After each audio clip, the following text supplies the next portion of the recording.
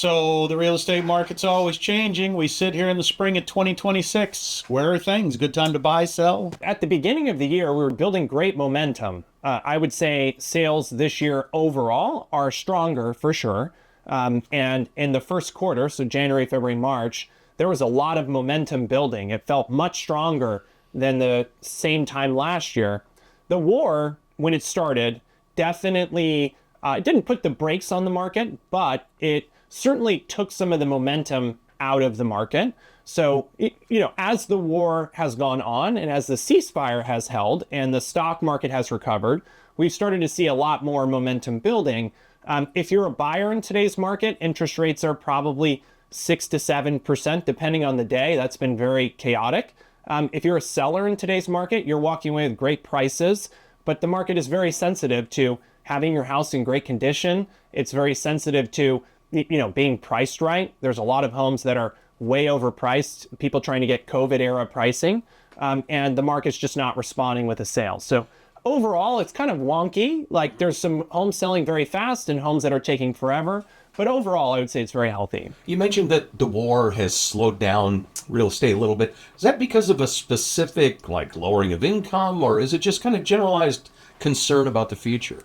Yeah, I'm a simple man, so I explain it simply. I think when there is uncertainty and, what would be considered chaos, right? It's a big deal that we went to war with Iran. I think people just pause and if they have any fear or anxiety over buying a $5-6 million, $600,000 home, they're not going to commit and make that decision if there's any uncertainty or fear that if this gets worse, potentially real estate values are impacted right after they buy a house, right? So I think the longer there is stability is very important when it comes to making the largest financial decision. This is not the stock market where you're trading in and out of stocks very quickly. This is like where you're bringing your family or a 10-year investment for you. So people want stability when that happens. And I've just boiled it down to as long as bombs aren't dropping, the momentum is coming back. As soon as the bombs start dropping, momentum starts to go away.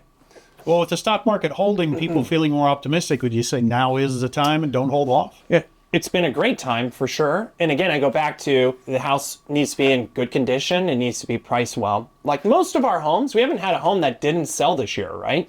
And so all of the homes are selling. It's just a matter of getting them in the best condition you can and pricing them well. If you're a seller and you've been holding off a move out of fear over the Iran war or the stock market, I would say that's not a wise decision. If you want to go somewhere or you want to buy a new home, trying to time the market, as Warren Buffett says, is impossible, right?